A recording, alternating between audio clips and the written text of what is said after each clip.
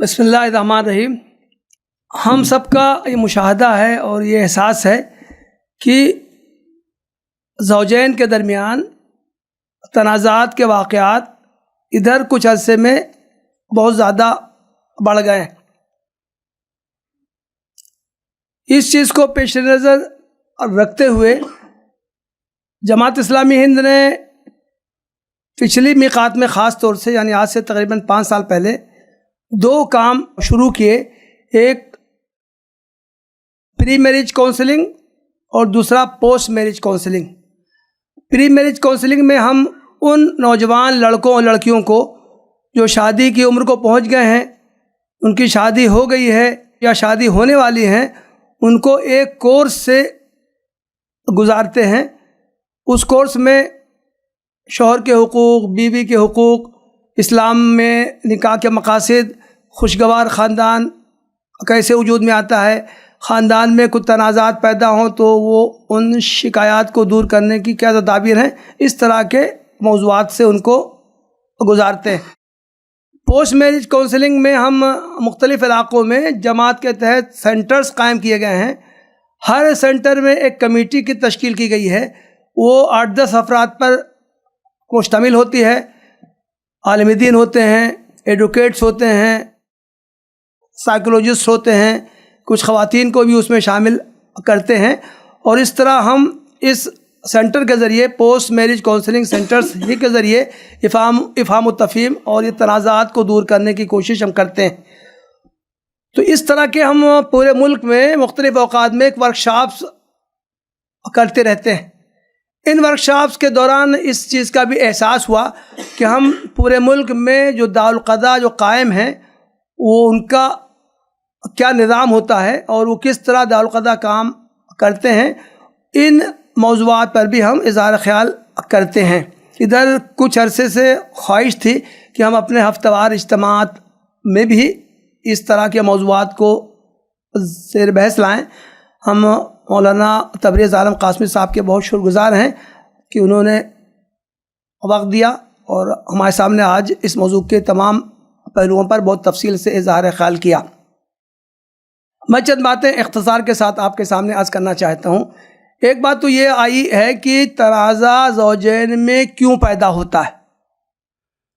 تو اصل بات یہ ہے کہ جیسا کہ مولانا نے بھی یہ کہا، ہر ایک کو اپنا حق حاصل کرنے کی تو فکر ہوتی ہے، اس پر کیا ذمہ داریاں عائد ہوتی ہیں، خاندان کے دوسرے افراد کے کیا اس کے اوپر حقوق، اس کے اوپر کیا فرائض عائد ہوتے ہیں، اس کی اس کو مطلق فکر نہیں ہوتی۔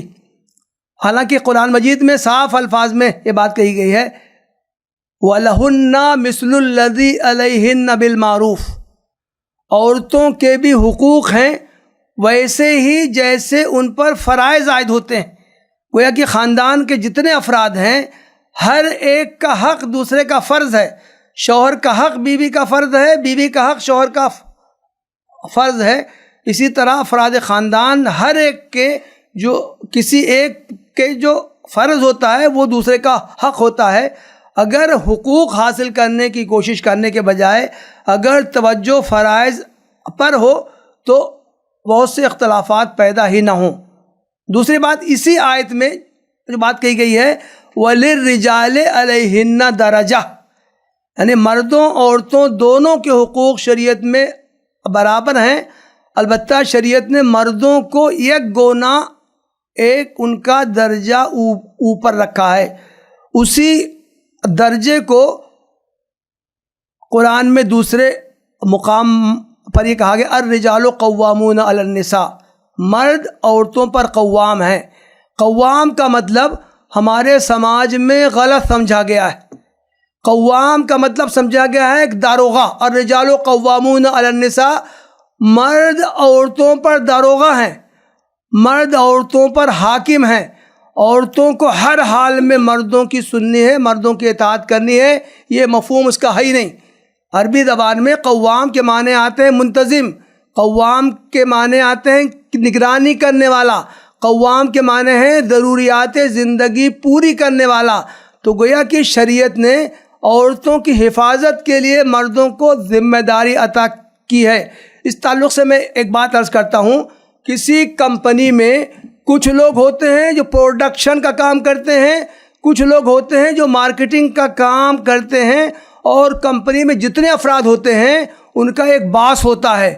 ہر کمپنی کے ہر ملازم کو اس باس کی بات ماننا ضروری ہوتی ہے۔ اگر کمپنی کے کسی ملازم نے ہلکے سے بھی کہہ دیا کہ میں باس کی بات نہیں مانوں گا، اگلے دن اس کو کمپنی سے نکال دیا جاتا ہے۔ تو شریعت نے خاندان میں شوہر کو باس بنایا ہے۔ بیوی چاہے جتنی قابل ہو، بیوی ملازمت کر رہی ہو، بیوی کی سیلری شوہر سے زیادہ ہو، لیکن خاندان کے نظام میں شوہر کو جو باس بنایا گیا ہے اس کی بہت سی حکمتیں ہیں، اس پر اس وقت روشنی ڈالنے کا موقع نہیں ہے، لیکن عورت کی ذمہ داری ہے، خاندان کے دوسرے افراد کی ذمہ داری ہے کہ شریعت نے نظام خاندان، انسٹیٹیوشن آف جو فیملی ہے، اس میں جس کو باس شریعت نے مقرر کیا ہے اس کی بات سننی ہے، اس کی اطاعت کرنی ہے۔ اور باس کو یہ حق نہیں ہے کہ وہ اپنے منمانی چلائے، اپنا حکم چلائے، نہیں، بلکہ شریعت نے تو تاکید کی ہے، شوہر کو بھی یہ تاکید کی ہے بیوی کو شریک مشورہ کرے، بیوی پر اپنا حکم وہ نہ تھوپے، بیوی پر وہ جبر نہ کرے۔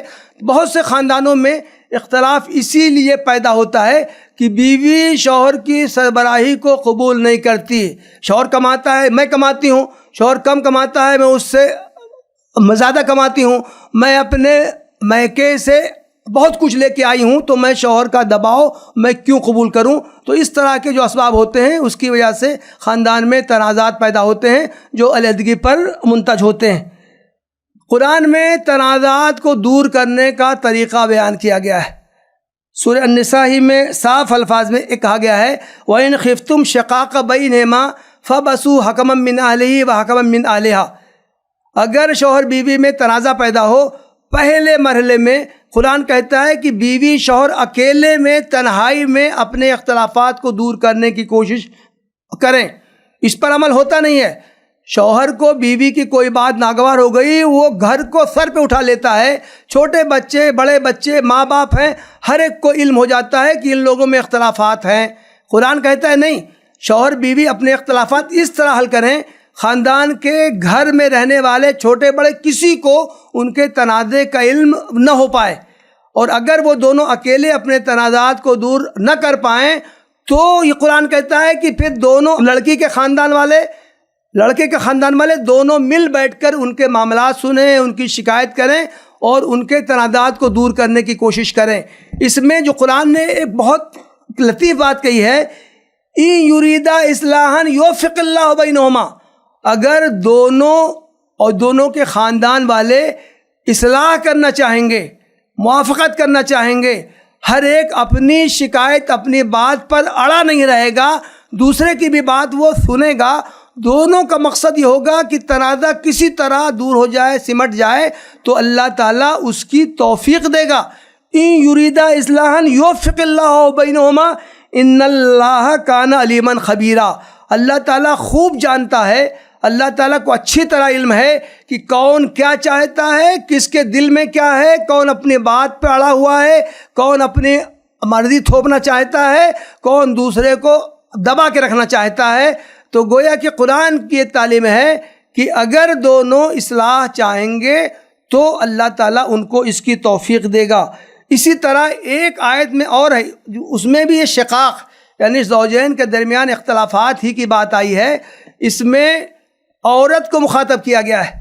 یہ کہا گیا ہے وَإِنِ امْرَأَةٌ خَافَتْ مِنْ بَالِهَا نُشُوزًا أَوْ إِعْرَاضًا، اگر کوئی عورت یہ محسوس کرے کہ اس کا شوہر تو اس کی طرف اب توجہ ہی نہیں کر رہا ہے، جو پہلے سے جو محبت تھی اس میں اب کمی آ گئی ہے، تو قرآن کہتا ہے فَلَا جُنَاحَ عَلَيْهِمَا أَن يُصْلِحَا بَيْنَهُمَا صُلْحًا، تو کوئی حرج نہیں ہے کہ عورت کچھ معاملات پر صلح کر لے، وَالصُّلْحُ خیر، قرآن کہتا ہے صلح کرنا بہتر ہے۔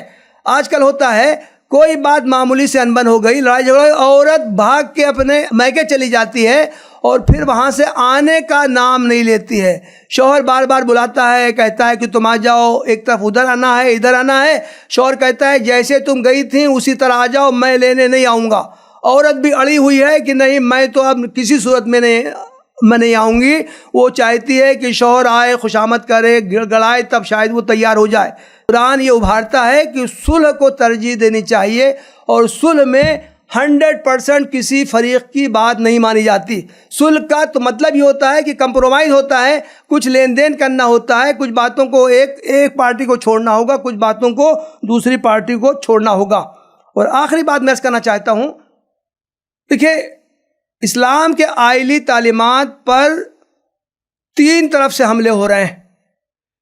ایک طرف تو حکومت کی نیت بھی ہے کہ یہ مسلمانوں کو جو تشخص حاصل ہے اس کو ختم کر دیا جائے، دوسری طرف یہ جو ہندوتو والی جو پارٹیاں ہیں وہ حکومت پر دباؤ ڈالتی ہیں کہ مسلمانوں کو پسند اللہ پر عمل کرنے سے روکا جائے، اور تیسری طرف جو خود مسلمانوں میں جو دانشور لوگ ہیں وہ بھی اسلام کے آئلی قوانین کو آؤٹ آف ڈیٹ قرار دیتے ہیں، اس کے مقابلے میں وہ سیکولر قوانین کو ترجیح دیتے ہیں۔ تو اس صورتحال میں ضرورت یہ ہے کہ ہم اسلام کے آئلی قوانین کی معقولیت کو واضح کریں، اور جو قرآن نے یہ ابھارا ہے کہ اپنے تنازعات میں بھی لوگوں کے دین و ایمان کا تقاضا ہے کہ وہ شریعت کی روشنی میں اپنے مسائل کو حل کرنے کی کوشش کریں۔ ابھی مولانا نے بھی وہ آیت پڑھی ہے، فَلَا وَرَبِّكَ لَا يُؤْمِنُونَ حَتَّى يُحَكِّمُوكَ فِي مَا شَجَرَ بَيْنَهُمْ، تیرے رب کی قسم وہ مومن ہی نہیں ہوں گے جب تک کہ اپنے تنازعات میں وہ آپ کو حکم نہ بنائیں۔ تو گویا کہ تنازعات پیدا ہی نہ ہوں یہ تو ناممکن ہے۔ مسلمانوں میں تنازعات پیدا ہوں گے، لیکن ان کے درمیان یہ جذبہ ابھارنے کی ضرورت ہے کہ ہم اپنے تنازعات کو حل کرنے کے لیے سیکولر عدالتوں میں، ملکی عدالتوں میں نہیں جائیں گے، بلکہ ہم اپنے تنازعات کو شریعت کی روشنی میں حل کرنے کی کوشش کریں گے۔ الحمدللہ اس تعلق سے آل انڈیا مسلم پسند اللہ بورڈ کی کوششوں کے نتیجے میں تقریباً 92 آپ نے بتایا کہ 92 دارالقضا قائم ہیں۔ یہ تو سارے آل انڈیا مسلم پسند اللہ بورڈ کے انڈر میں ہیں۔ اس کے علاوہ جمعیت علماء کی طرف سے محکمہ شریعہ کے نام سے بھی شرعی پنچایتیں، عدالتیں قائم ہیں۔ کچھ بریلوی مکتب فکر حضرات کی طرف سے بھی کچھ دارالقضا قائم ہیں۔ تو اس طرح مسلمانوں کا جو یہ دارالقضا کا نظام ہے اس کے بارے میں زیادہ سے زیادہ بیداری لانے کی ضرورت ہے، اور عام مسلمانوں کے درمیان یہ بات پہنچانے کی ضرورت ہے کہ ایمان کا تقاضا ہے کہ وہ اپنے تمام تنازعات کو شریعت کی روشنی میں حل کرنے کی کوشش کریں۔ میں انہی باتوں پر اتفاق کرتا ہوں۔ وآخر دعوانا الحمدللہ رب العالمین۔